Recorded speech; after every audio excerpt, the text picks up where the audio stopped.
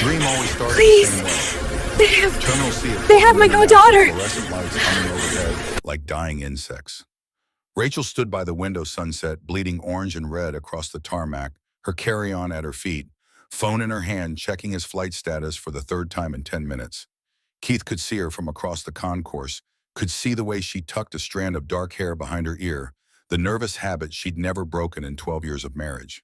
He tried to run toward her, tried to call out, but his legs moved through invisible mud, his voice caught in his throat like a stone. She looked up, smiled.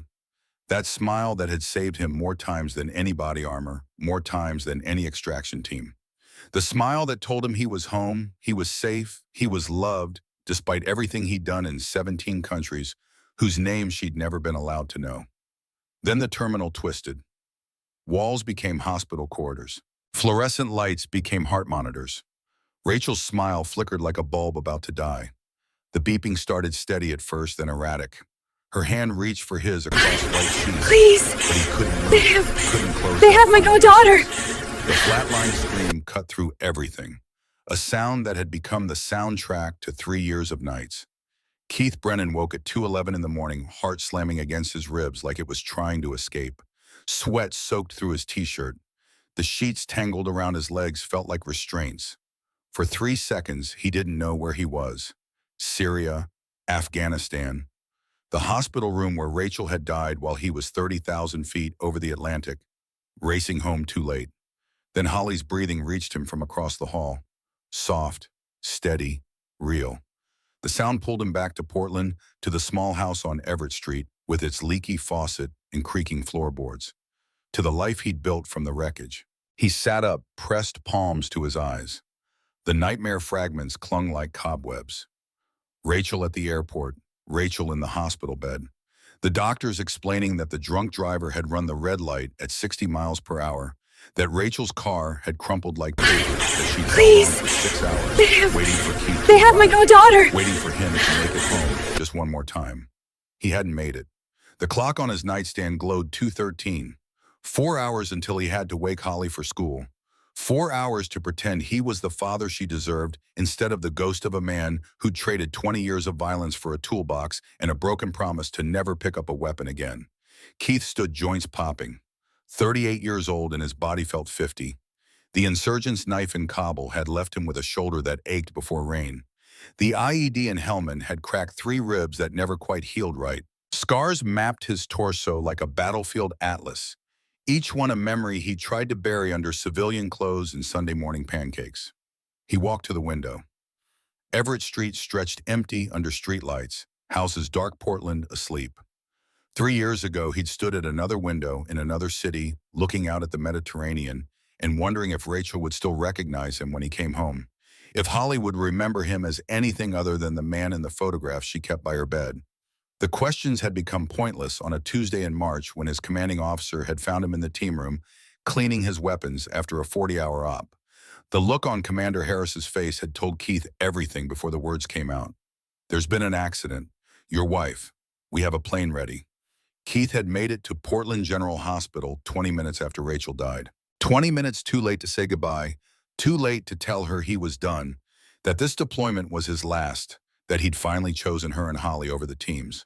20 minutes too late to keep the promise he'd made the day Holly was born. The guilt was a living thing in his chest, feeding on every quiet moment. The knock came at 2:17. 3 sharp raps that shouldn't have sounded like gunfire, but did. Keith's training kicked in before conscious thought. His hand moved to his hip, where his sidearm used to ride. Found nothing. Right. Civilian now. No weapon, no threat. Just someone at the door in the middle of the night, which meant emergency or mistake. He moved through the house in bare feet, avoiding the floorboard that creaked near Holly's door.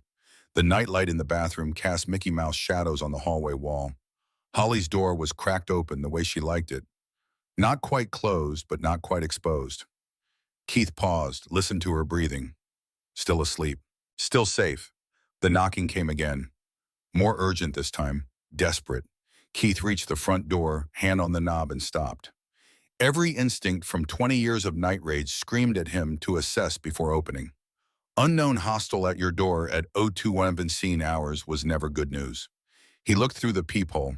A woman, Mid-30s, dark hair plastered to her skull with sweat or rain. But it wasn't raining. The left side of her face was swollen purple, spreading into black around her eye. Her lip had been split recently enough that blood still darkened the corner of her mouth. She wore a thin jacket over a tank top, arms wrapped around herself, shaking. Keith's jaw tightened. Domestic violence. He'd seen it before. The base had run training on how to handle it, how to help without making things worse.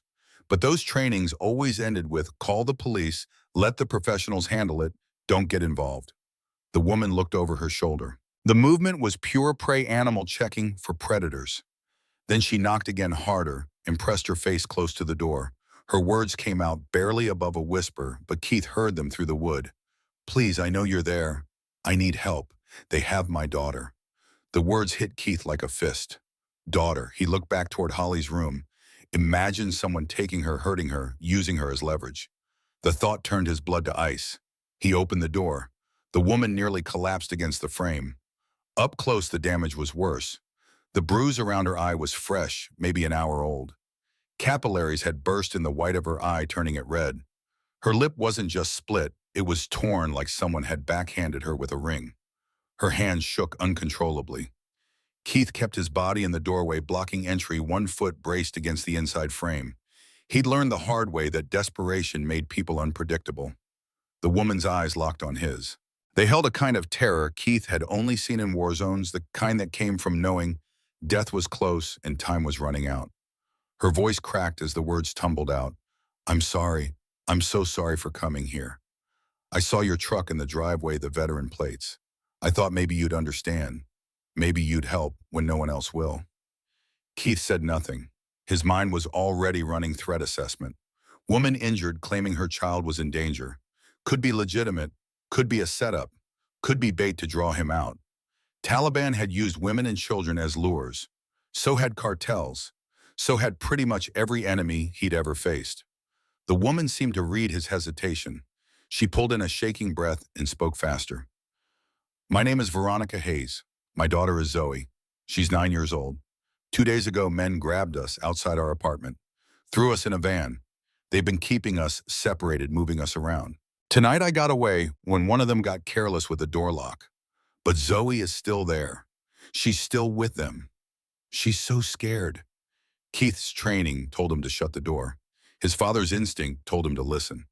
Veronica's next words came out barely audible. They're traffickers. They're going to tell her. The words landed like a grenade. Keith had spent 18 months in Joint Special Operations Command going after trafficking networks in Southeast Asia. He'd seen the warehouses, the containers, the children. He knew exactly what happened to 9-year-old girls who got caught in that system. He knew with the kind of certainty that kept him awake at night. His hand tightened on the door frame until his knuckles went white. Veronica kept talking, words spilling out like she was afraid he'd close the door before she finished. I can't go to the police. They told me they have someone inside.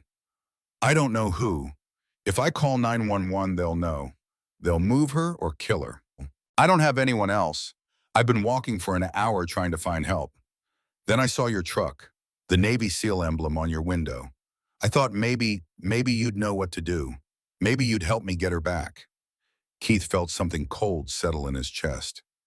Navy SEAL, he hadn't been called that in 3 years. Not since he'd walked into Commander Harris's office the day after Rachel's funeral and put his trident on the desk. The Budweiser pin that marked him as part of an elite brotherhood that represented 6 months of hell in Coronado and 15 years of missions that would never be declassified. He'd left it there and walked away without looking back. The emblem on his truck window was the only piece of that life he'd kept. Holly had insisted. She'd been 5 years old standing in the parking lot of the car dealership pointing at the decal. Daddy, that's you. You have to get it so everyone knows you're a hero. He wasn't a hero. Heroes saved people. Keith had just been good at killing. Veronica was still talking. I know where they're keeping her. Old textile mill on Hancock Street by the river. They're moving her at 4 this morning. That's less than 2 hours from now. By the time the FBI mobilizes, she'll be gone. Please, I'm begging you. You know how to do this. You know how to get in and out without being seen. Keith's mind was already building the tactical picture. Textile mill meant multiple entry points, probably minimal security traffickers operating on the assumption that no one knew they were there. 2 hours meant tight timeline, no margin for error. Child hostage meant emotional complexity, higher chance of things going wrong. It was the kind of mission he'd run 100 times, the kind that got people killed when they went wrong. His voice came out rougher than he intended. You need to call the FBI. They have field offices that handle this. Trafficking is federal jurisdiction. Veronica's face crumpled. Tears cut tracks through the grime on her cheeks. There's no time. Don't you understand? They are moving her in less than 2 hours. The FBI won't even have agents on scene before she's gone. And even if they did, even if they believed me right away, even if they dropped everything to help the traffickers have someone inside law enforcement, they told me, they made sure I knew. One phone call to the wrong person and Zoe dies.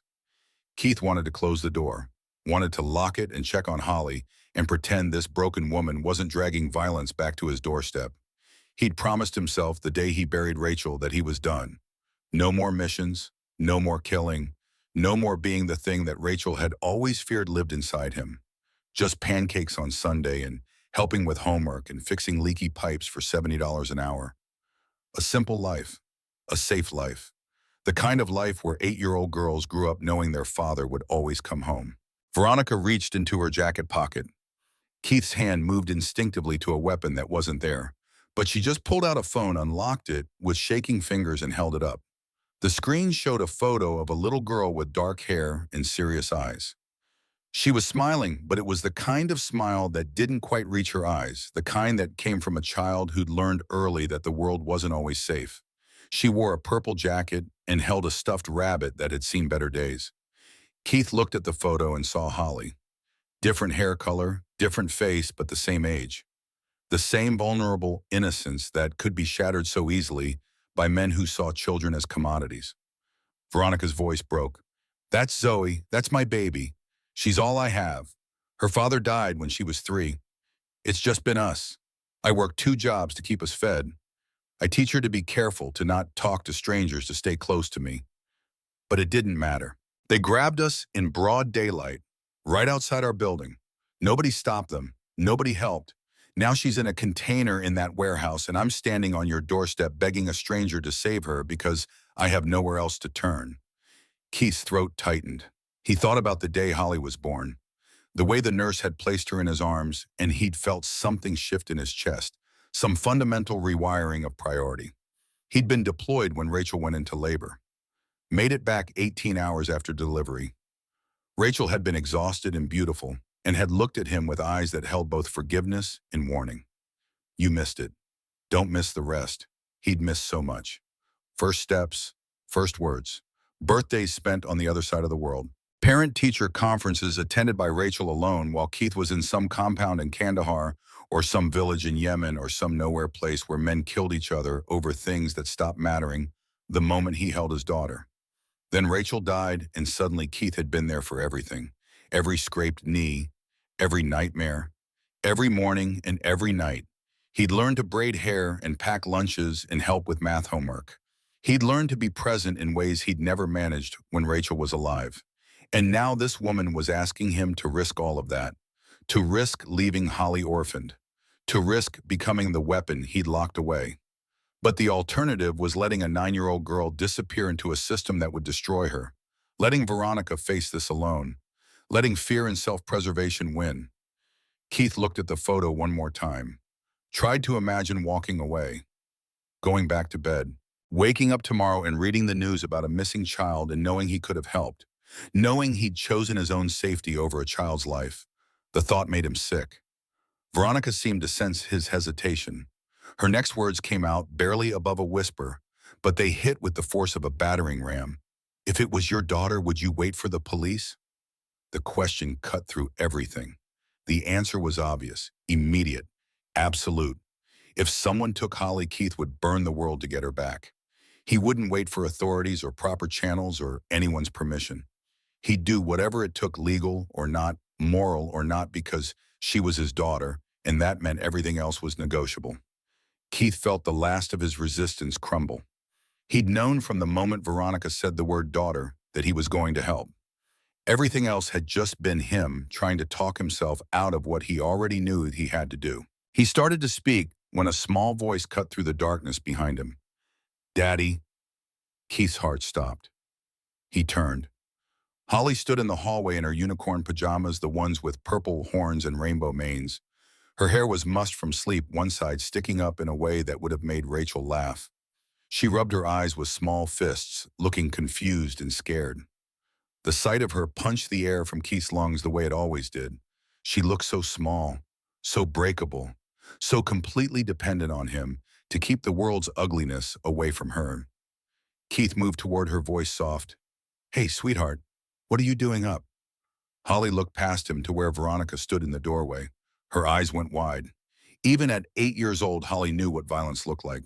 She'd learned it the hard way, watching her mother's casket lowered into the ground, understanding that the world could take people away without warning. "Who's that lady? Why is she bleeding?" Keith crouched down, putting himself at Holly's eye level. He kept his voice calm, steady, the same tone he used when Holly had nightmares about Rachel. "This lady needs some help. She got hurt. I'm just talking to her about what to do." Holly looked at Veronica for a long moment. Something passed between them, some recognition that Keith couldn't quite name. Then Holly asked the question that destroyed his last defense. "Daddy, what would Mom do?" The words hit Keith like a sniper round. Clean, precise, devastating. Rachel's voice echoed in his memory. They'd been arguing about his re-enlistment. Holly had been 5, playing in the next room, and Rachel had looked at him with those steady brown eyes that saw through every defense he'd ever built. "We save people, Keith. That's what makes us human. But you have to decide what kind of saving matters more. The kind that happens on the other side of the world, or the kind that happens when you're here every single day for your daughter." He'd chosen wrong. He'd taken the deployment. 3 months later, Rachel was dead. But right now, in this moment, the two kinds of saving weren't separate. They were the same. Holly was safe in their home. Veronica's daughter wasn't. And Holly was asking what Rachel would do because Holly knew the answer. Rachel would have invited Veronica inside, would have cleaned her wounds, would have called every authority, every resource, every connection until that little girl was safe. Rachel had believed in saving people and doing the hard thing and being the person who stepped up when everyone else stepped back. Keith closed his eyes, felt Rachel's presence like a hand on his shoulder, heard her voice clear as the day she'd said it. "That's what makes us human." He opened his eyes and looked at his daughter, saw Rachel's moral clarity reflected back at him. "Go back to bed, sweetheart. I'll be there in a minute to tuck you in." Holly hesitated. She looked at Veronica again, then back at Keith. Something in her 8-year-old face looked suddenly older, wiser, like she understood more than she should. "Are you going to help her?" Keith felt his throat tighten. "Yes." "Good." Holly turned and padded back down the hallway, stopped at her doorway and looked back. "Be careful, Daddy. I need you to come home." The words were a knife in his chest. "I will, baby. I promise." Holly disappeared into her room.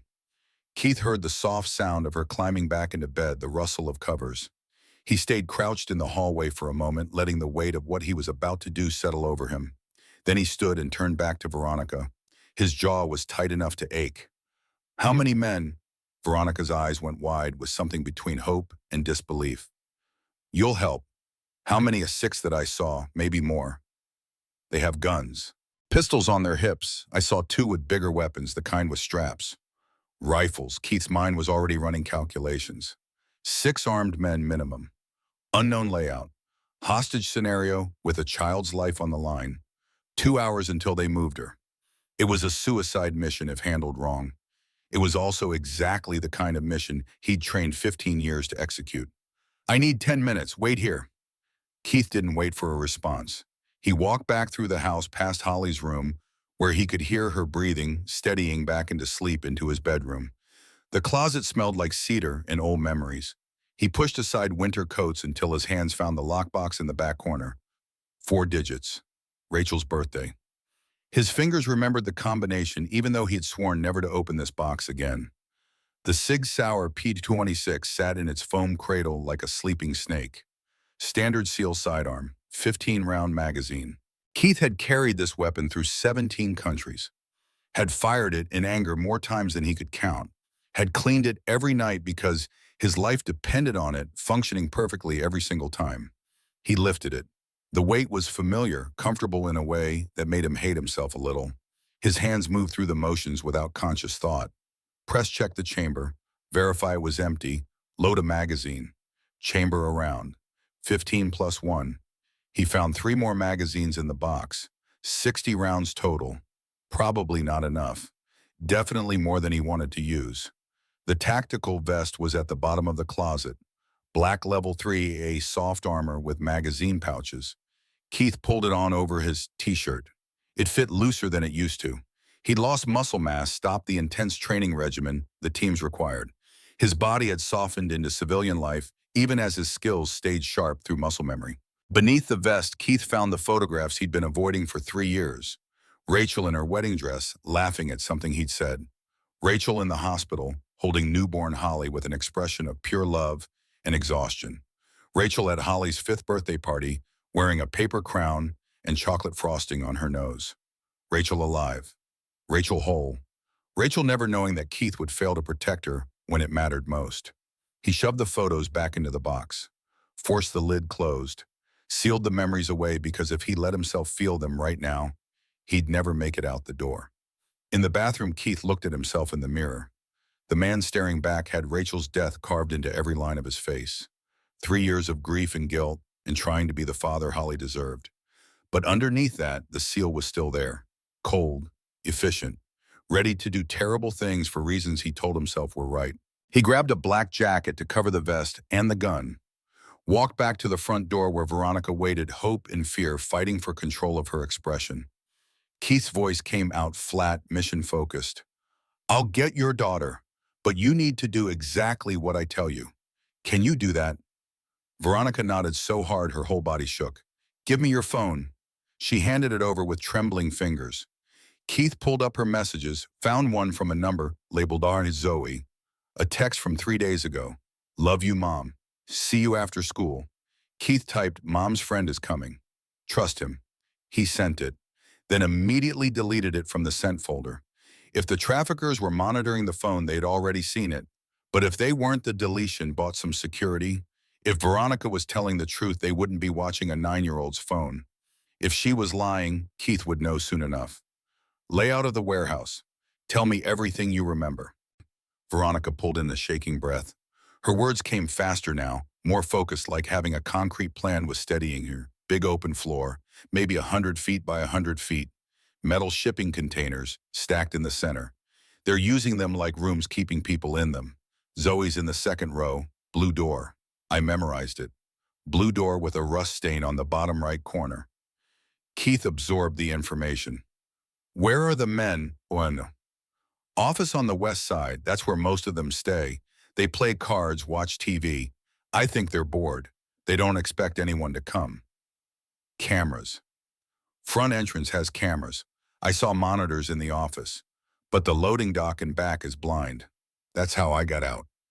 Keith nodded. Sloppy security, overconfident, probably used to operating without resistance. That could work in his favor. How are they armed? Pistols on their hips. 2 had bigger guns. I don't know what kind, black, with straps. Any explosives, grenades, heavy weapons? Veronica shook her head. I don't know. I didn't see anything like that. Just the guns. Keith checked his watch.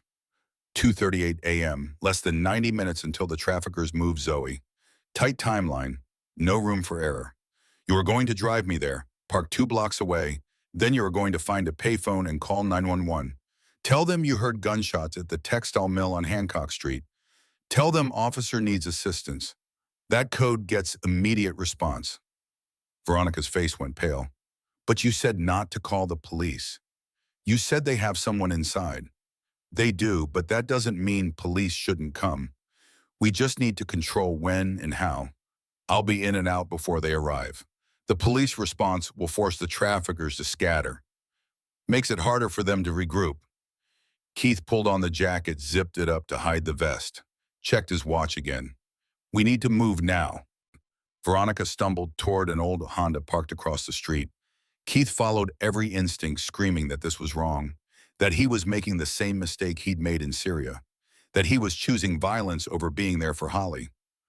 But what choice did he have? A 9-year-old girl was trapped in a shipping container somewhere in Portland, waiting for men who saw her as inventory.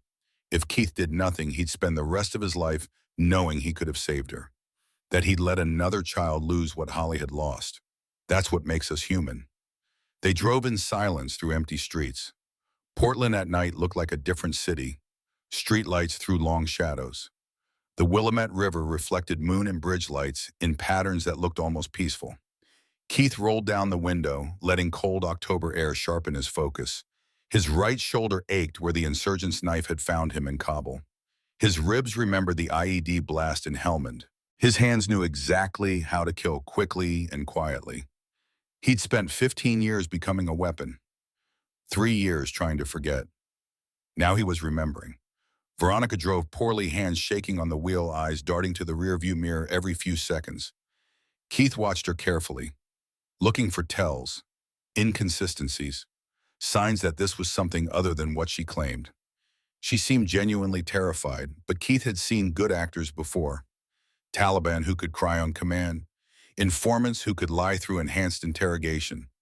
The human capacity for deception was endless. He decided to test her. "How long have you lived in Portland?"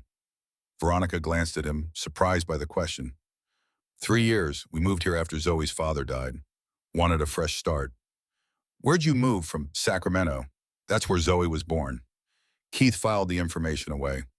"What do you do for work?" "I'm a waitress. Breakfast shift at Bernie's Diner on Morrison Street. And I clean houses 3 days a week." Her voice caught. "I know it's not much. I know we're not important. But Zoe is everything to me. She's smart, gets straight A's, wants to be a veterinarian. She loves animals, has this way of making every stray cat in the neighborhood trust her." The details were good, specific, the kind of thing a real mother would know. But Keith had been deceived by a specificity before. "The men who took you, did they say anything? Give any indication of who they work for?" Veronica's hands tightened on the wheel. "They spoke Spanish sometimes. I don't speak it well, but I caught a few words. Something about a shipment, about moving product. They treated us like we weren't human, like we were just things." Keith's jaw tightened. He'd seen trafficking operations up close during his time in JSOC. The casual cruelty, the complete dehumanization. It was one of the few things that could still make him feel something other than numbness. "The man who got careless, the one who let you escape. What happened?" Veronica pulled in a breath. "He opened the container to bring me food, a sandwich and water, but his phone rang and he turned away to answer it. Left the door open. I ran. Didn't think, didn't plan, just ran." "He didn't chase you." "He did. I heard him yelling, but I knew the area better than he did. There's a parking garage 2 blocks from the warehouse. I hid between cars until I heard him give up. Then I walked until I found your street." The story held together, but Keith noticed something odd. When Veronica talked about escaping, when she described running, her breathing didn't change. No sign of the residual adrenaline that should still be flooding her system. No physical markers of recent extreme stress. He looked at her wrists. In the light from passing street lamps, he could see faint marks. Red, abraded, consistent with zip tie restraints. But the pattern was wrong. The marks were too even, too uniform. Zip ties cut in unpredictable ways when someone struggled. They left irregular marks deeper in some spots than others. Veronica's marks looked almost deliberate, controlled. Keith filed that observation away. Didn't mention it. Kept his face neutral. Maybe he was being paranoid. Maybe 3 years away from the teams had made him see threats where none existed. Or maybe Veronica was lying about something. He'd find out soon enough. The textile mill rose against the skyline like a tombstone. 6 stories of dark windows and corrugated metal. Most of the complex had been abandoned for a decade, leaving it to transients and drug dealers, and now apparently human traffickers. The kind of place where screams went unnoticed, and bodies could disappear without anyone asking questions. Veronica parked 2 blocks north exactly like Keith had instructed. She killed the engine and turned to him with desperate eyes. "Bring her back, please." Keith didn't answer. He was already gone, sliding into the operational mindset that had kept him alive through 200 missions. Emotion was a luxury he couldn't afford. Doubt was a death sentence. Right now, he wasn't Keith Brennan, father of an 8-year-old girl who made Sunday pancakes. He was Petty Officer First Class Brennan, and he had a target to neutralize. He opened the door, stepped out into the October cold. The weight of the Sig Sauer under his jacket was oddly comforting. Familiar, like meeting an old friend he'd tried to forget. Veronica called out softly as he started to walk away. Keith. He stopped, looked back. Her eyes were strange, too clear, too focused. The terror from earlier had shifted into something else, something harder. I'm sorry for what's about to happen. Keith's hand moved to his weapon. What does that mean? Veronica just shook her head. Get my daughter back. That's all that matters. Then she drove away, taillights disappearing around the corner, leaving Keith alone on an empty street at 3:17 in the morning with a gun in his jacket and the growing certainty that he'd just walked into something much more complicated than a simple rescue. He stood there for 10 seconds running through options. Walk away, call the police himself, recon the area, and reassess. But Zoe was in there. Real or not legitimate victim or bait that little girl existed. Keith had seen her photo, had read the fear in Veronica's eyes, manufactured or not. Whatever game was being played, that child was a piece on the board. And Keith had never been good at leaving pieces behind. He moved toward the warehouse. The approach took 12 minutes. Keith used every skill the teams had drilled into him. Moved from shadow to shadow. Used terrain and structures for cover. Stay off the skyline. Trust your instincts. The loading dock was exactly where Veronica had said. Metal door hanging open 6 inches. No guards visible from this angle. Either sloppy security or a trap. Keith crouched behind a rusted forklift and watched. Waited. Breathed. 3 minutes passed. 4. Keith's legs burned from the crouch, but he didn't move. Patience was the SEAL's greatest weapon. Most men died because they moved too soon, because they trusted speed over caution. Then he saw it. Orange glow of a cigarette near the northwest corner. A guard doing a lazy patrol, more interested in his smoke than his job. Keith marked the pattern. 30 seconds to the corner. 45-second pause while he smoked. 30 seconds back. Predictable. Fatal. Keith moved during the guard's pause at the corner. Closed 50 meters in absolute silence, finding clear ground between debris and trash. He'd crossed 40 meters before the guard even started to turn around. When the man did turn, Keith was already inside his range. One hand clamped over the guard's mouth. The other arm snaked around his neck, applying pressure to the carotid arteries. Blood choke. Clean. Quiet. Effective. The guard struggled for 7 seconds. Keith counted them. Felt the man's body go from rigid resistance to limp surrender. He lowered the guard to the ground, checked for a pulse. Still alive. Unconscious, but breathing. Keith pulled zip ties from his vest pocket. Secured the man's wrists behind his back. Ankles together. Used the guard's own shirt as a gag, torn into strips and tied tight enough to prevent screaming, but loose enough to allow breathing. 1 down. Unknown number remaining. Keith dragged the guard behind a dumpster. Took the man's pistol, a Glock 19, and dropped the magazine. Ejected the chambered round. Threw the gun into a storm drain 20 feet away. Pocketed the ammunition. Then he moved to the loading dock door. The metal screeched slightly as he pulled it open wider. Keith froze. Listened. No reaction from inside.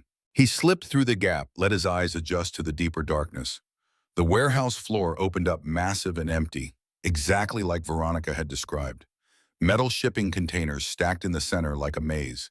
Maybe 15 containers total, arranged in rough rows. Each one could hold a dozen people. Or 1 child. Keith moved along the wall using container shadows for cover. His breathing was steady, controlled. In through the nose, out through the mouth. The same rhythm he'd learned at Bodhist, the same pattern that had carried him through Hell Week and every operation since.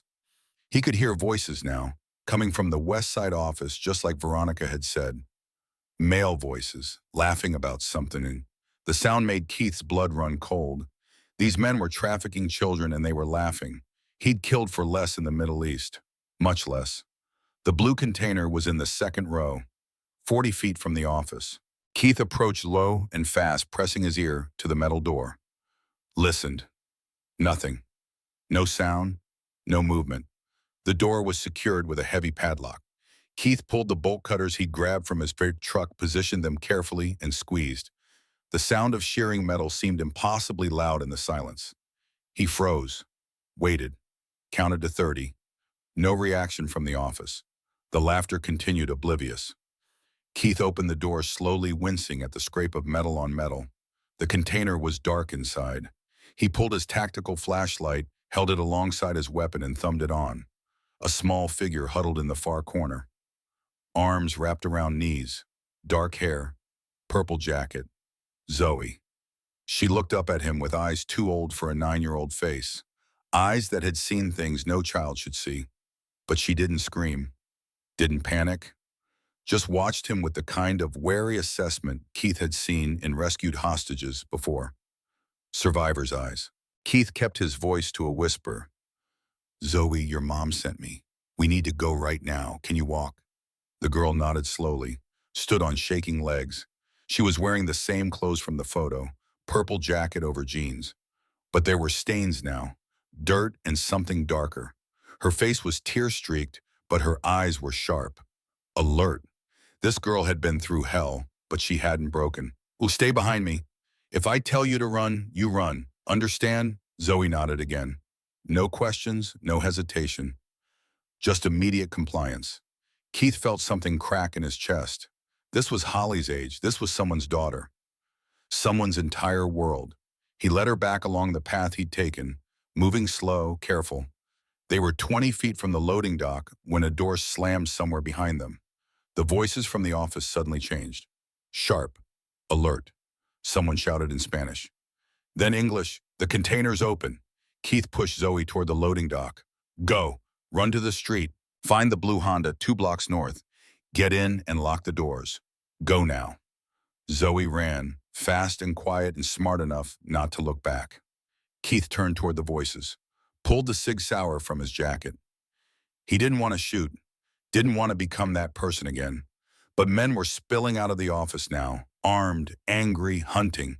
He counted 4. No, 5. One of them shouted something and pointed toward Zoe's retreating form. Another raised a pistol. Keith fired twice. Center mass shots, training taking over. The man went down. Keith didn't watch where he fell, was already moving, already targeting the next threat. The other men scattered, returning fire. Bullets sparked off metal containers around Keith's head. The sound was deafening in the enclosed space. Keith dropped behind a forklift. His heart hammered, but his hands stayed steady. These weren't soldiers. They moved wrong, exposed themselves wrong, fired wildly without proper aim or fire discipline. Keith was 2 more down with the controlled shots. Shoulder wounds, leg wounds, disabling but not fatal. 3 down, 2 retreating. Then Keith heard it. Sirens, still distant but getting closer. Veronica must have made the call, or the gunfire had drawn attention. Either way, the cavalry was coming. That changed the equation. Keith couldn't be here when police arrived. Too many questions, too much exposure. He'd saved Zoe. That was the objective. Time to extract. He started to move toward the loading dock when a voice stopped him cold. Keith Brennan. The voice came from the office doorway. Calm, controlled. Nothing like the panicked shouts of the other men. A figure stepped out. Tall, lean, moving with the kind of precise economy that marked military training. He wasn't carrying a pistol. He held an AR-15, low and ready, professional grip. You don't remember me, but I remember you. Keith said nothing. His mind raced through faces, deployments, missions, trying to place this voice, this threat. The man took another step forward. Light from a security lamp caught his face. Hispanic, mid-30s, scar running along his jawline, eyes that held the flat affect of someone who'd seen too much death. 2018. Tikrit. Your team hit a weapons market.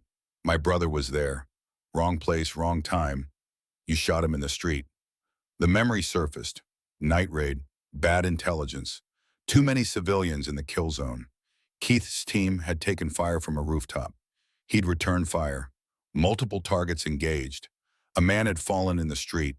Later, the after-action report had noted civilian casualties. 17 dead, 5 of them non-combatants. Wrong place, wrong time. One of the costs of war that Keith had learned to live with. Until Rachel died and suddenly every cost seemed too high. Luis Reyes, the man said. My brother's name was Carlos, 23 years old, engaged to be married, and you killed him for being in the wrong place. Keith's finger tightened on the SIG's trigger. I didn't know. You didn't care. Luis's voice was flat, dead. None of you cared. You came into our countries, kicked down our doors, killed our families, and called it service. Well, I'm here to collect payment. The sirens were getting closer. Maybe a minute out. Keith needed to move, needed to extract. But Luis had the superior position, superior firepower, and the kind of calm that came from planning this moment for a long time. By trafficking children. Keith's voice came out harder than he intended. By making me kill again, that's your revenge. No. Luis smiled. It was the cruelest thing Keith had ever seen. The revenge is making you realize you can't stop, that you'll always be what Rachel feared you were, a weapon that can't stop pulling its trigger. Keith's blood went cold. What did you say? Veronica works for me, as for 6 months.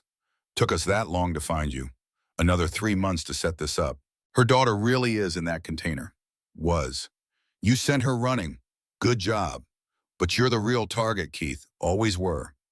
The world tilted. Veronica had played him. The bruises, the fear, the desperate mother act. All of it crafted to draw him out, to make him pick up a gun, to prove that he couldn't escape what he was. You're lying. Maybe. Luis shrugged. Maybe Veronica was telling the truth about everything. Maybe her daughter really was in danger. Or maybe she's safe at home, eating breakfast, wondering where mom went. You'll never know. The sirens were 30 seconds out. Keith could see flashing lights reflecting off buildings outside. Luis raised the AR slightly. Here's your choice. You can die here and Holly grows up an orphan. Or you can put down that gun and walk away. I'll let you leave. Go home. Never look back.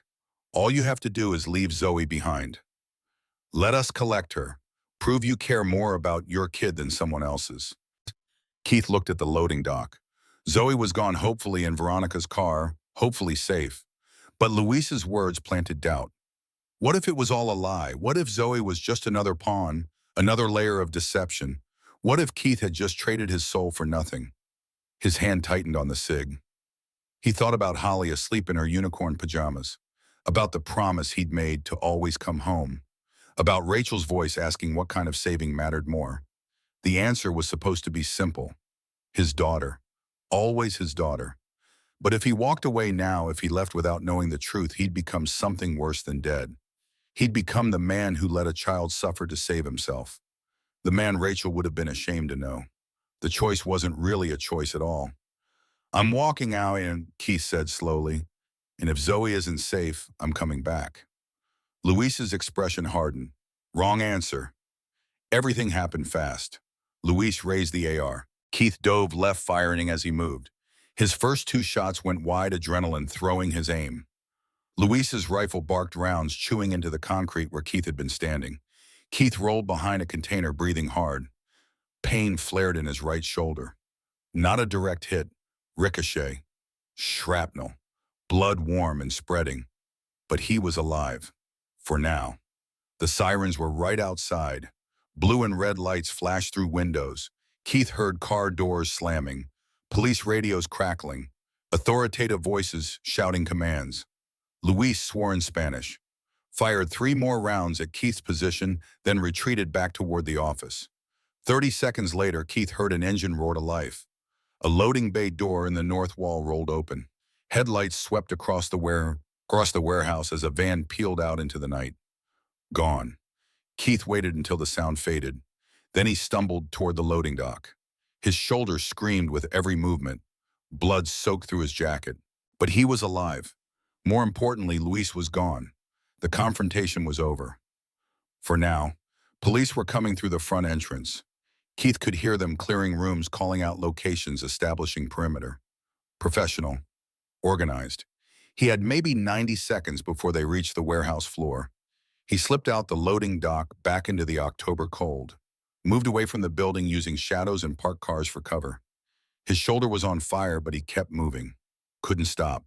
Couldn't let himself get caught in the police net. 2 blocks, 3. His vision was starting to swim. Blood loss or shock or both. Keith leaned against a chain-link fence, gasping, pulled out his phone with shaking hands, texted Veronica Zoe, save 30 seconds. No response. 60 seconds. Still nothing. Keith felt something cold settle in his stomach. What if Luis had been telling the truth? What if Veronica had taken Zoe and disappeared?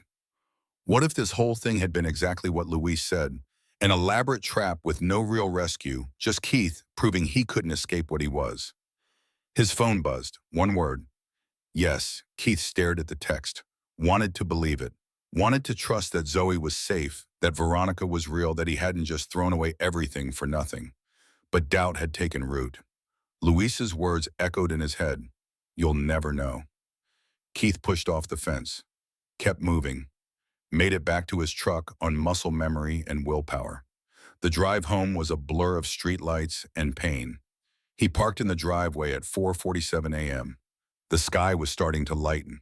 Holly would be waking up in an hour, wondering where he'd gone.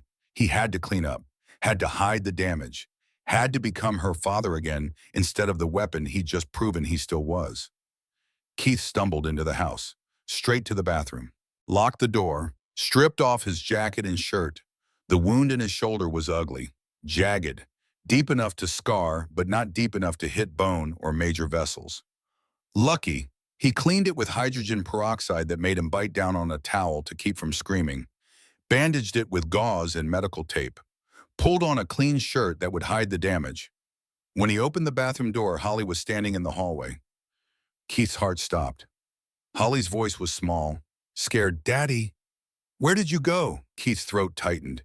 He knelt down, ignoring the fire in his shoulder, and pulled his daughter into a hug.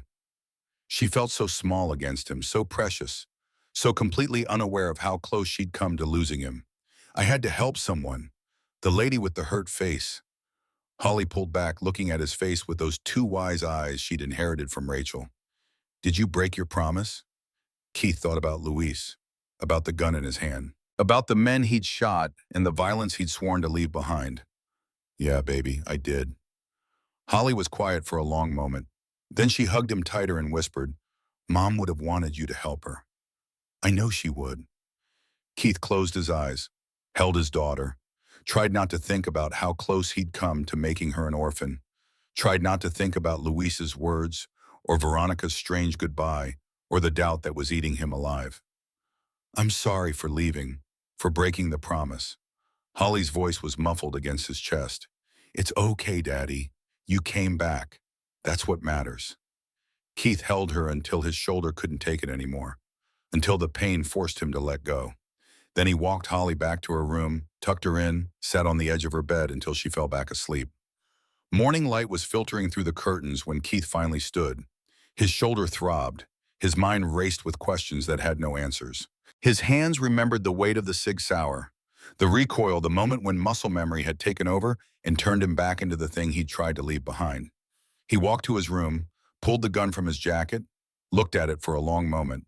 The metal was still warm, still carried the smell of gunpowder, still represented everything he'd promised Rachel he'd never be again. Keith walked back to the closet, opened the lockbox, put the Sig Sauer back in its foam cradle, closed the lid, spun the combination lock.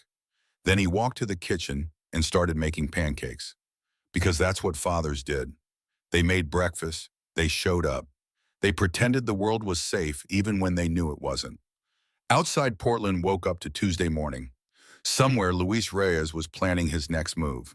Somewhere Veronica was with her daughter, real rescue or elaborate fiction. Somewhere police were investigating a shootout at an abandoned warehouse and finding more questions than answers. But here in this small house with its secondhand furniture and walls that smelled like Sunday pancakes any day of the week, Keith Brennan was trying to believe that what he'd done had mattered, that Zoe was safe, that breaking his promise had been worth it. He flipped pancakes and watched them bubble and turn golden brown. Holly would wake up in 30 minutes. She'd come into the kitchen rubbing sleep from her eyes. She'd ask if the lady was okay. Keith would tell her yes, would make himself believe it. Because the alternative that Luis had been right, that Keith had proven he couldn't escape what he was, that he'd risked everything for a lie, was too terrible to accept. The pancakes were ready when Holly appeared in the doorway. She climbed onto her chair at the kitchen table and looked at Keith with those steady eyes. The lady's daughter. Did you save her? Keith set the plate down, forced himself to smile. Yes, baby, she's safe. Holly smiled back, reached for the syrup. Good, that's what heroes do. Keith wanted to tell her he wasn't a hero, that heroes didn't shoot people, didn't break promises, didn't carry the weight of 17 dead civilians from a raid gone wrong. Heroes were supposed to save people without becoming monsters in the process. But Holly was 8 years old and she'd already lost her mother. She deserved to believe her father was someone worth believing in. So Keith sat down across from her and ate pancakes and pretended that the blood on his shirt wasn't there, that the wound on his shoulder would heal without scars, that everything he'd done in the last 3 hours had been for something real instead of a manipulation designed to prove he'd never escape his past. Holly chattered about school, about a project on the solar system, about how Jupiter had 79 moons, and wasn't that amazing? Keith listened and nodded and tried to focus on her voice instead of Luis's words echoing in his head. You'll never know.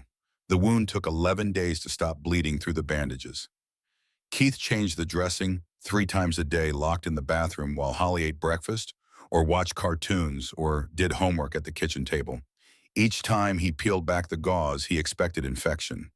Expected the angry red streaks that meant sepsis, that meant hospital, that meant questions he couldn't answer. The wound stayed clean. Small mercies.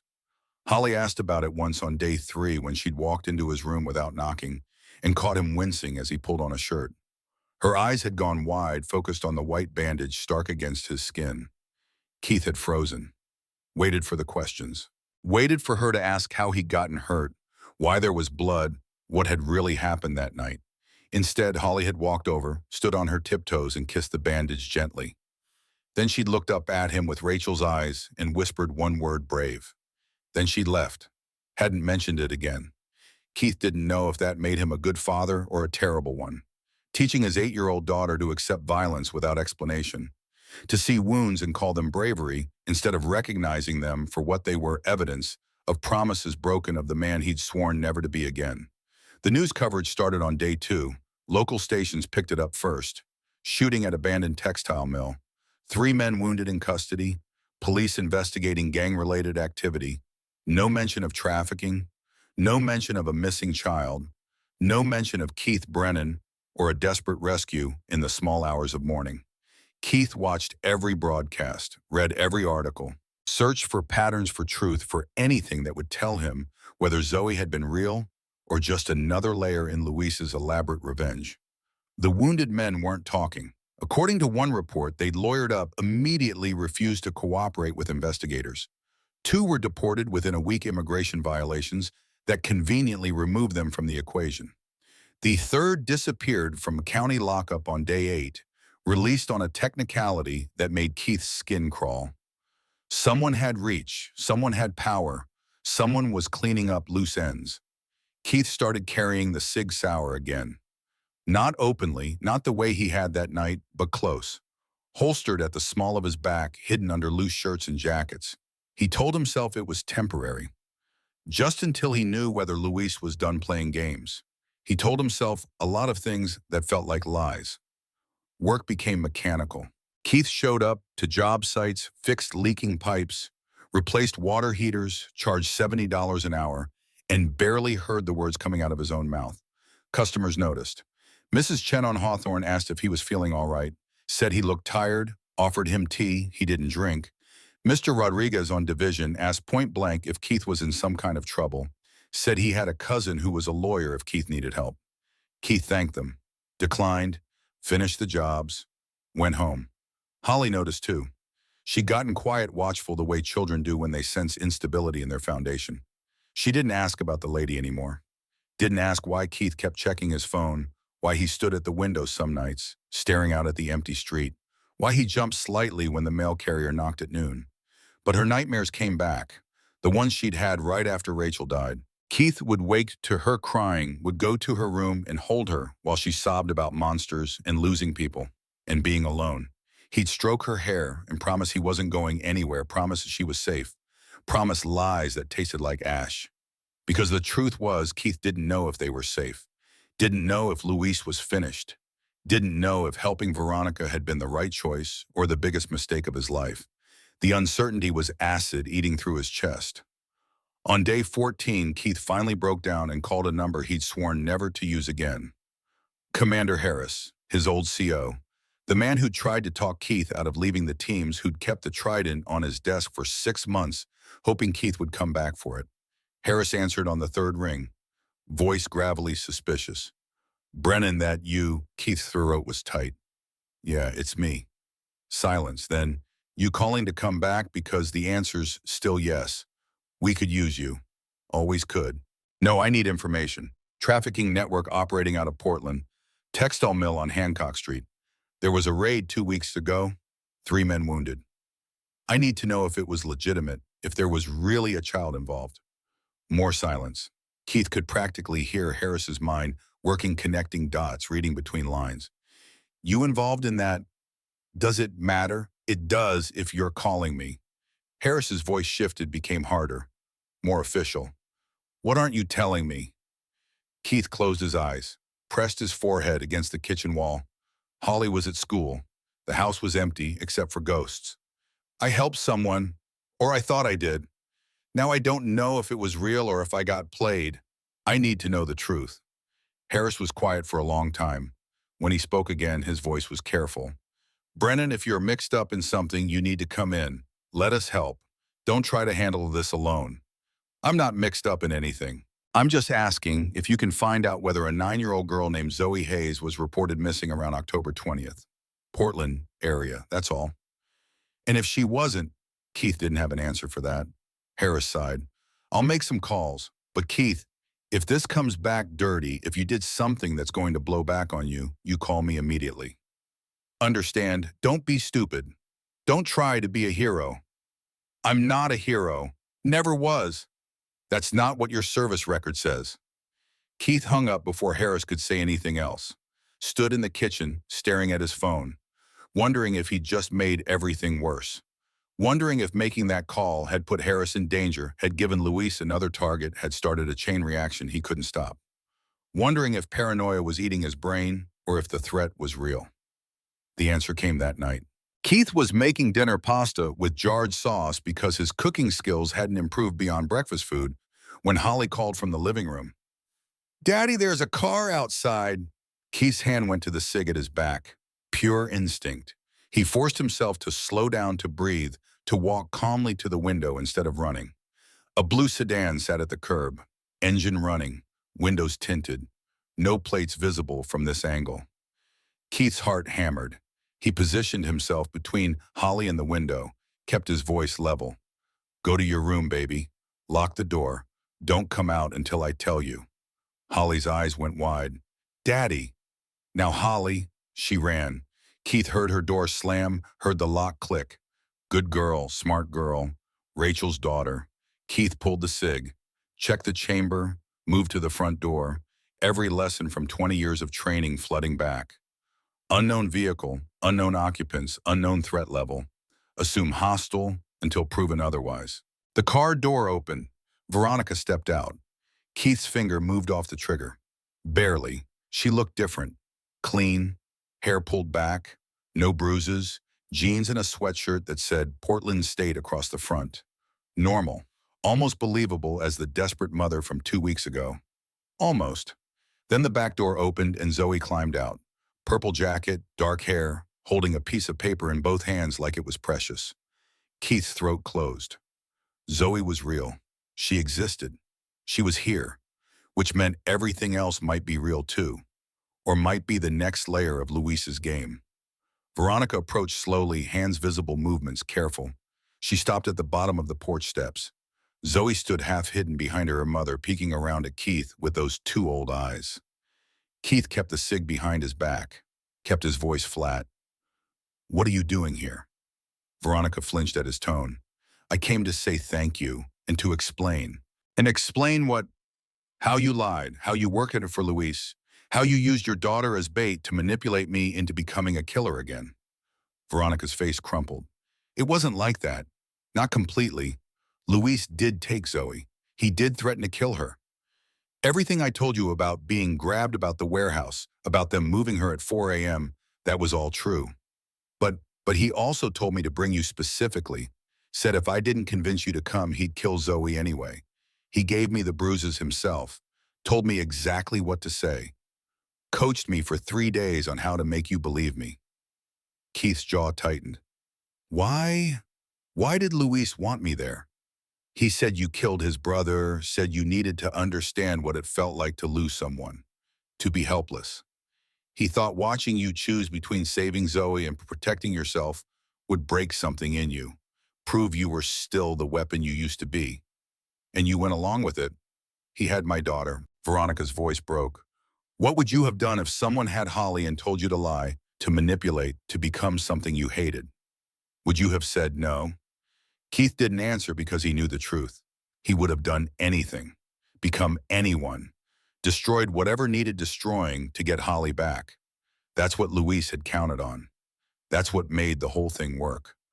Veronica pulled in a shaking breath. But you saved her anyway. Even after Luis told you it might be a lie, even knowing you might die, you chose to get Zoe out.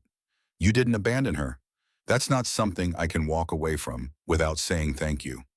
Zoe stepped forward, held out the folded paper. Keith took it, opened it. A child's drawing in crayon. Stick figure man in black holding hands with stick figure girl in purple. Behind them, the sun was rising.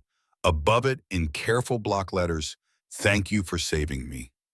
Keith stared at the drawing, felt something crack in his chest. This was real. Zoe was real. The rescue had mattered, manipulation or not. Unless this was another layer, another law, another test. Luis's words echoed, you'll never know. Keith looked up at Veronica. Where's Luis now? Gone, Mexico probably. FBI is looking, but he covered his tracks. Changed his name, had documents ready, planned the whole thing for months.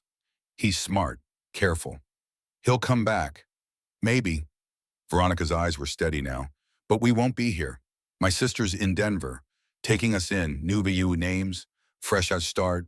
I just wanted you to know that what you did mattered, that Zoe's alive because you didn't give up on her. Keith wanted to believe her, wanted this to be closure, wanted the drawing in his hands to represent something good instead of another manipulation. But trust had become impossible. Veronica seemed to read his doubt. She pulled an envelope from her pocket, held it out. This is everything I know about Luis. Real name, last known contacts, places he mentioned. I wrote it down in case you needed it, in case he comes back. Keith took the envelope, didn't open it, wasn't sure if he ever would.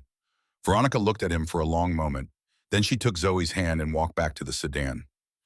They drove away, didn't look back. Keith stood on his porch holding a child's drawing and an envelope full of information he wasn't sure was real. The cig was heavy against his spine. The wound in his shoulder ached. Holly was locked in her room, waiting for him to say it was safe. Nothing felt safe anymore. He went inside, unlocked Holly's door. She rushed out and hugged him tight enough to hurt his shoulder. He held her anyway, breathed in the strawberry shampoo scent of her hair, tried to believe that keeping her safe was enough, that being her father mattered more than hunting Luis, more than finding truth, more than revenge. That night, Keith made a decision. He couldn't undo what had happened. Couldn't erase the violence or the doubt or the wound that was scarring badly on his shoulder. But he could choose what happened next, could decide who he wanted to be for Holly, for himself, for Rachel's memory. The next morning, Keith started researching nonprofit organizations, mental health resources for veterans, support networks for domestic violence survivors. Within a week, he drafted a business plan. Within 2, he'd filed paperwork for a 501c3. Within 3, he'd found a small storefront downtown that the owner was willing to rent cheap because Keith was a veteran and the space had been empty for 8 months. Rachel's Haven opened 4 months after the night Veronica knocked on Keith's door. The sign outside was simple, clean, professional. Free counseling for veterans and domestic violence survivors. Hours listed below. A phone number for emergencies. Keith wasn't a licensed therapist, couldn't prescribe medication or provide official treatment, but he knew how to listen, knew how to sit with someone's pain without trying to fix it or explain it away, knew how to tell people that healing was possible because he was trying to heal too. The first client walked in on a Tuesday. Former Marine Iraq veteran couldn't hold a job because the nightmares made him unreliable. Keith sat with him for 2 hours. Didn't judge, didn't offer platitudes. Just listened and shared his own story, edited carefully to remove the classified parts. By the end of the conversation, the Marine was crying. By the end of the week, he'd agreed to see a real therapist Keith had connected him with. Small victories, more clients came, some veterans, some victims of abuse, some people who just needed someone to listen without agenda. Keith saw them all, built relationships, created community. Holly helped on Saturdays organizing donated clothes, serving coffee, chattering with visitors about school and Jupiter's 79 moons. She told everyone her dad was a hero. Keith always corrected her. He wasn't a hero. Heroes didn't carry scars from killing people. Heroes didn't wake up wondering if they had been manipulated. Heroes didn't keep a loaded weapon within reach because they couldn't trust the world anymore. But maybe being human was enough. Maybe showing up every day and trying to help was its own kind of heroism. 6 months after opening, Keith got a letter. No return address. Postmarked from Guadalajara. Inside was a single photograph. Luis Reyes standing in what looked like a plaza, holding a beer, smiling at the camera. On the back, in careful script, your move seal. Keith looked at the photo for a long time. Felt the old anger rising, the instinct to hunt to finish what had started to prove he could still be the weapon if needed. Then he walked to the shredder behind his desk at Rachel's Haven, fed the photo through, watched it turn to strips of nothing. Luis wanted him to be a weapon, wanted to prove Keith couldn't change, couldn't be anything but a killer dressed in civilian clothes. But Keith knew something Luis didn't. Revenge was easy. Violence was easy. What was hard was choosing peace every single day. Choosing to be the father Holly needed instead of the soldier Luis remembered. The strips of photograph curled in the wastebasket. Keith pulled out his phone, sent Commander Harris a text. Thanks for checking. I'm good. Don't need anything else. Harris replied immediately. You sure offer still stands if you want back in. Keith typed, I'm where I need to be. Then he put the phone away. That night, Holly asked if they could make pancakes for dinner. Keith said yes. They ate on the couch and watched a nature documentary about dolphins that made Holly laugh and ask 1,000 questions Keith couldn't answer. It was ordinary, simple, the kind of moment Rachel had died hoping Keith would have with their daughter. Later, after Holly was asleep, Keith stood in her doorway and watched her breathe. The scar on his shoulder ached in the cold. His hands remembered the weight of the Sig Sauer. His dreams still played Luis's voice saying, you'll never know. But standing there in the dark, listening to his daughter dream safe dreams in a safe house, Keith understood that this was the mission that mattered. Not the ones he'd run in 17 countries. Not the one in the warehouse. This one. Being here. Being present. Being enough. Outside Portland slept under November stars. Somewhere Luis was planning revenge that might never come. Somewhere Veronica and Zoe were building new lives under new names. Somewhere other fathers were losing their way. Other children were waiting for someone to save them. But here in this small house with secondhand furniture and walls that smelled like pancakes at strange hours, Keith Brennan had found what he'd been searching for since Rachel died.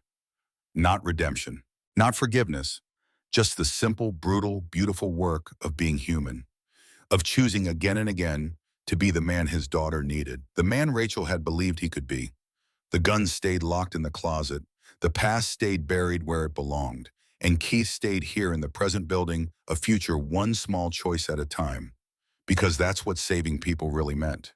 Not heroic acts in warehouses at dawn, but the 1,000 small decisions to be present, to be steady, to be there when it mattered most. To be human. Rachel's Haven had been open for 8 months when the first suicide call came in. 3 in the morning, Keith's emergency line buzzing against his nightstand. He answered before the second ring muscle memory from years of late-night alerts. The voice on the other end was young, male, shaking so hard the words barely formed. I can't do this anymore. I just wanted to tell someone Keith was already out of bed, pulling on jeans, grabbing keys. His voice stayed calm, steady, the same tone he'd used to talk down panicked teammates in firefights. Tell me your name. Marcus Webb. I came to the Haven last week. You gave me coffee and listened to me talk about Fallujah for 3 hours. Keith remembered. 24 years old, Army infantry, 2 tours, came home to find his girlfriend married to someone else, his job given away, his apartment rented to new tenants. Like the war had erased him from civilian life. Keith was in the truck, now phone on, speaker driving toward the address Marcus had mumbled between sobs. Marcus, I need you to stay on the line. Keep talking to me. Tell me where you are right now. Burnside Bridge. I'm standing on the rail. It's so cold. I thought it would be harder, but it's not. It's easy, just one step. Keith's blood turned to ice. Burnside Bridge was 15 minutes away. Too far. Too long. He pushed the accelerator down, ran a red light, prayed Portland PD wasn't patrolling this route tonight. Marcus, listen to me. You came to the Haven because you wanted help. Part of you still wants to be here. Talk to that part. Tell me what it's saying. Silence. Wind on the line. The Willamette River flowing 200 feet below. Then Marcus's voice, barely a whisper, it's saying I'm tired, so tired, and I don't know how to stop being tired. Keith knew that exhaustion, had felt it after Rachel died, the bone-deep weariness that came from carrying weight no human was meant to carry alone. He'd stood at his own metaphorical bridge more than once, wondering if Holly would be better off with relatives who weren't broken, who didn't wake up screaming, who didn't see threats in every shadow. He'd never stepped off because Holly needed him. Not the perfect version, just him, present, trying. I know you're tired. I know it feels impossible. But Marcus, you survived Fallujah. You survived losing everything. You're still standing because some part of you is stronger than the tired part. I need you to find that strength right now, just for 5 more minutes. I don't have 5 minutes. I don't have anything. Keith was hitting 90 on an empty freeway. 10 minutes out, still too far. He needed to keep Marcus talking, needed to give him something to hold on to. You have me. Right now on this phone, you have someone who gives a damn whether you live or die. That's not nothing, Marcus. That matters. More silence. Then Marcus started talking, words spilling out like a wound finally opening, about the friends he'd lost, the children he'd failed to save, the translator who trusted him and died because of that trust, about coming home and finding that nobody wanted to hear these stories, that his pain made people uncomfortable, that he was supposed to just move on like the war was a bad dream instead of the thing that had rewritten his DNA. Keith listened, drove, watched the bridge come into view against the night sky. He pulled onto the shoulder, killed the engine, and saw Marcus standing on the rail, thin frame silhouetted against bridge lights. Phone to his ear, one hand gripping the cable, one foot already over empty air. Keith got out slowly, kept his voice calm on the phone. Marcus, I'm here. I can see you. Turn around. Let's talk face to face. Marcus turned.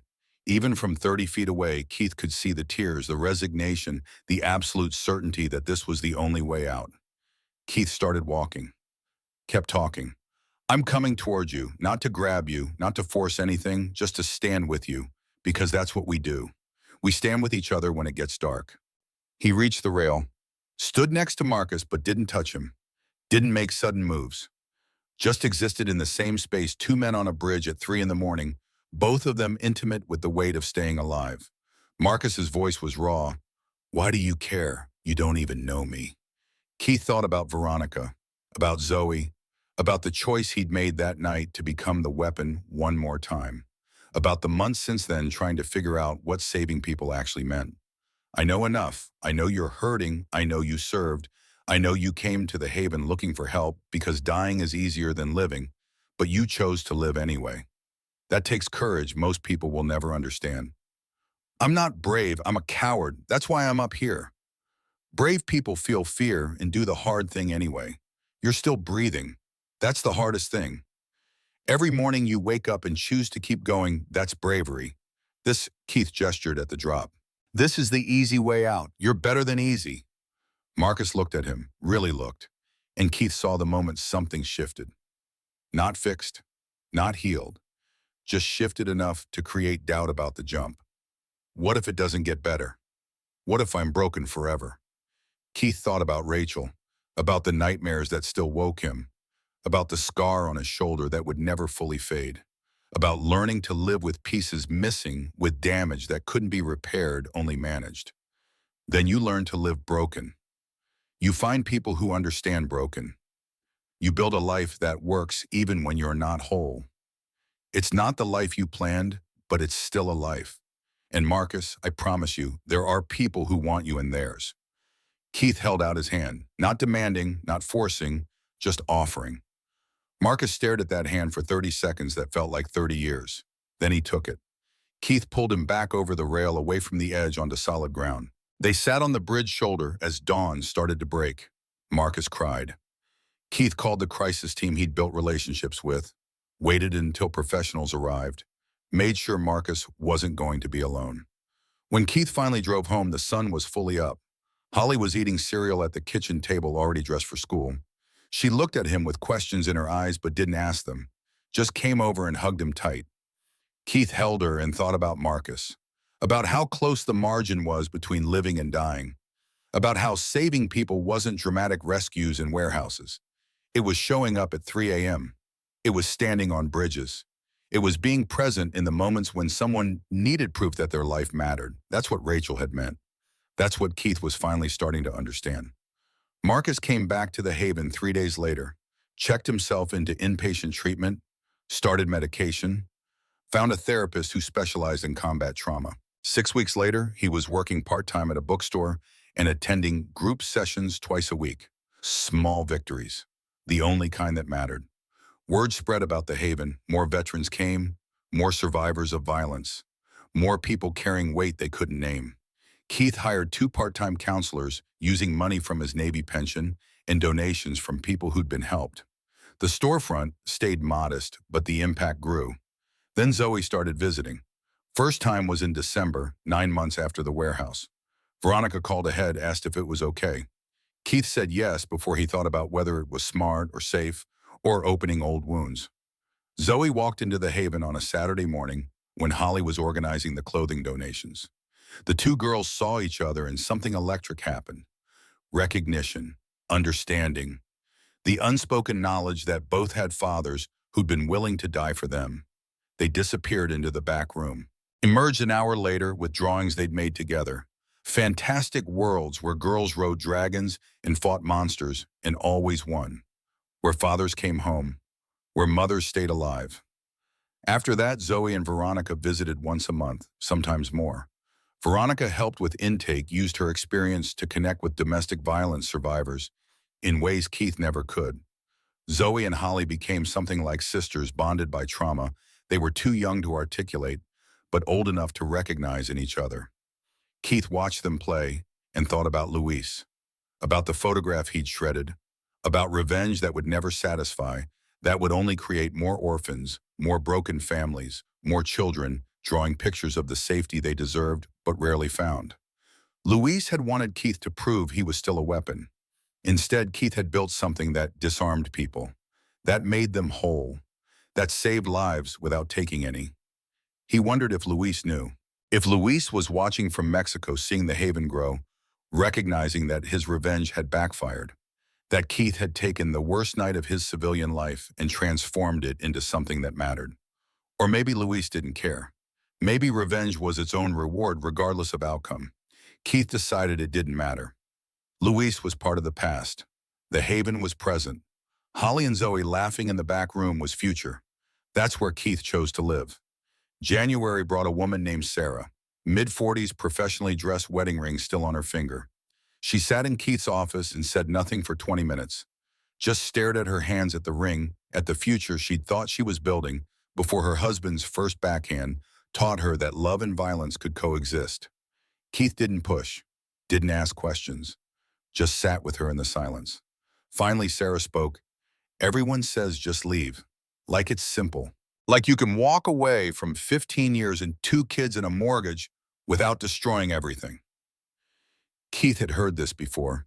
The complexity of abuse, the way it wrapped around every part of life until extraction felt impossible. You're right, it's not simple, but it's necessary. Sarah looked up. Her eyes were hard defensive. You don't know what you're asking. My husband is a cop. He has friends, resources. He's told me what happens if I try to leave, what he'll do to me, what he'll do to our kids. Keith felt something cold settle in his chest. Cop. That explained the confidence, the control, the certainty that he was untouchable. Have you documented the abuse? I've taken pictures, kept a journal, hidden copies in 3 different places. But what good does it do? He'll just say I'm crazy, making it up. His friends will back him up and I'll lose my kids in court. Keith pulled out a folder. Inside were contacts he'd built over 8 months. Lawyers who worked pro bono, shelters with locations kept confidential, even from law enforcement, therapists who specialized in helping abuse survivors navigate divorce. This is where you start, not alone, with people who know how to fight this fight. Sarah took the folder with shaking hands. What if it's not enough? What if he finds me anyway? Keith thought about the Sig Sauer locked in his closet, about the instinct to offer protection the way he'd protected people in 17 countries, about the line between helping and becoming the vigilante that would destroy everything he'd built. Then you call me, and we figure it out together. But Sarah, you can't live in fear of what might happen. You can only control what you do next. Sarah left with the folder. Keith didn't know if she'd use it, didn't know if she'd find the courage to live or if fear would keep her trapped for another 15 years. 2 weeks later, Sarah came back. Split lip, bruised ribs. Divorce papers filed. Restraining order issued. Kids safely placed with her sister in Seattle. She'd done the impossible thing. Keith helped her file for emergency relocation funds, connected her with a job placement service, gave her a burner phone with his number programmed in. Sarah hugged him before leaving, whispered, "Thank you for not trying to save me, for letting me save myself." The words stayed with Keith for days. That's what Rachel had been trying to teach him. Saving people wasn't doing it for them. It was giving them the tools and standing beside them while they did the hard work themselves. Spring came. Rachel's Haven celebrated its first anniversary. 63 people had walked through the doors. 47 were still engaged in treatment or support programs. 3 had died anyway, suicides Keith couldn't prevent, no matter how many 3 a.m. phone calls he answered.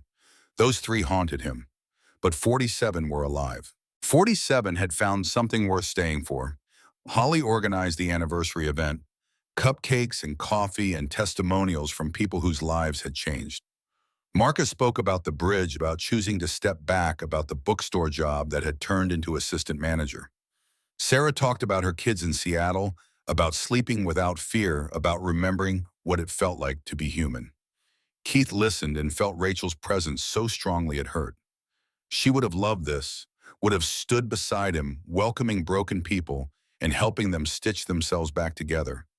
Maybe that's what she'd been doing all along, teaching him through absence what she couldn't teach through presence. That being a warrior wasn't about weapons. It was about wounds, about sitting with pain, about showing up when it would be easier to walk away. After the event, Keith found Zoe and Holly in the back room. They were making a scrapbook, filling it with photos and drawings from the past year. Zoe had drawn the warehouse, dark containers, a figure in black, a girl in purple running toward light. Under it, in careful letters, "The night I learned heroes are real." Keith's throat tightened. He knelt beside her. "I'm not a hero, Zoe." She looked at him with those 2 old eyes. "My mom says you are. She says you could have walked away, but you didn't. That makes you a hero." Holly chimed in, "That's what I keep telling him, but he never listens." Keith looked at these 2 girls, these mirrors of each other, these survivors of violence they should never have experienced. And he realized something fundamental. It didn't matter whether he thought he was a hero. What mattered was whether his actions created safety for people who had none, whether his choices made the world slightly less cruel, whether he showed up when showing up was hard. That night, after everyone left, after Holly was asleep, Keith sat in his office at the Haven and opened the envelope Veronica had given him months ago, the one with information about Luis. He'd kept it locked in his desk, unopened, a Pandora's box he'd been afraid to examine. Inside were names, addresses in Guadalajara, phone numbers, details about Luis's past, his military service, his brother Carlos, the trajectory of rage that had led to the warehouse. There was also a letter in Veronica's handwriting. I know you'll be tempted to hunt him, to finish what he started. But Keith, he wants that. He wants you to prove him right. The best revenge is building something he can never destroy. Be the man Rachel loved. Be the father Holly needs.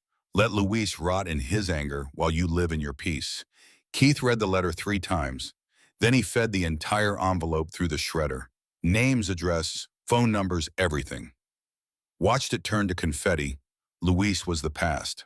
The haven was present. Holly's future was what mattered. He locked the office and walked home through Portland streets. Spring air carried cherry blossoms. The city felt almost peaceful. Keith knew that was an illusion. Violence still happened. People still suffered.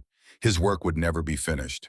But tonight, walking under streetlights, with the taste of cupcakes still in his mouth, and the sound of Holly's laughter still echoing in his ears, Keith felt something he hadn't felt in years. Hope. Not the naive kind. The kind that came from seeing evidence that staying alive mattered. That showing up created ripples. That choosing peace over revenge was its own kind of victory. He got home to find Holly still awake, sitting at the kitchen table with a piece of paper. Keith raised an eyebrow. It's late, sweetheart. What are you doing up? Holly held up the paper. It was a letter written in her careful 3rd-grade handwriting. Dear Mom, Dad is doing the thing you wanted. He's helping people. He's here every day. He's not scary anymore. I think you would be proud. I'm proud. Love, Holly. Keith's vision blurred. He sat down beside his daughter and pulled her close. Are you going to send it to Mom? Holly shook her head. I just wanted to tell her so she knows. They sat together in the quiet kitchen, holding each other, feeling Rachel's absence and presence simultaneously. She was gone. She was everywhere. She was in the Haven's mission, in Holly's moral clarity, in Keith's choice to build instead of destroy. That's what made them human. Not the absence of violence. The choice to create something better in its wake. Keith thought about Marcus on the bridge. Sarah's split lip. Zoe's drawing. The 47 lives still fighting. The 3 who'd lost. He thought about Luis in Mexico, probably planning something, probably watching, probably waiting for Keith to become the weapon again. But Keith was done playing that game. Done proving anything to anyone except the people who walked through the Haven's doors, looking for reasons to stay alive. He tucked Holly into bed, kissed her forehead, and stood in her doorway watching her breathe. The scar on his shoulder would never fade. The nightmares would probably never stop. The weight of 17 dead civilians in Tikrit would always be his to carry. But so would this, the Haven, the lives saved, the choice to be present, the 1,000 small decisions to be better than his worst instincts. Rachel had said saving people made them human. Keith finally understood what she meant. It wasn't about heroic acts. It was about showing up, about being there, about proving through action that people mattered enough to fight for their right to exist. Outside, Portland slept under spring stars. Somewhere, Luis planned revenge that might never come. Somewhere, Sarah was learning to sleep without fear. Somewhere, Marcus was shelving books and counting it as victory. And here in this small house with its secondhand furniture and walls that smelled like anniversary cupcakes, Keith Brennan had finally become the man Rachel died believing he could be. Not a weapon, not a hero, just a father. Just a human being doing the simple, brutal, beautiful work of staying alive and helping others do the same. The gun stayed locked away. The past stayed buried. And Keith stayed present, building a future one saved life at a time.